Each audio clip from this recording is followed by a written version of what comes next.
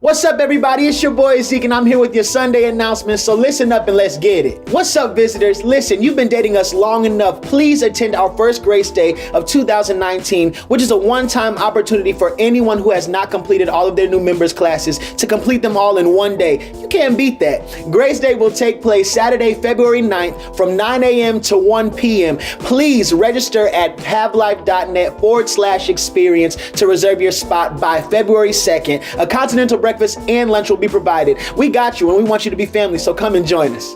Family, let's finish strong. This is the last week of our fast. Please go to havelife.net/fast for spiritual and eating guidelines as well as meal ideas. So listen, make sure you're joining us every Tuesday and Thursday morning at 5:45 a.m. via phone line to charge your mornings with a powerful moment of prayer. You can dial in at 302-202-1110, access code 178520. Again, that's 302-202-1110. Access code 178520. We'll see you there. Married couples, For Life Marriage Ministry presents a pre-Valentine's Day soiree on February 9th from 6 to 9 p.m.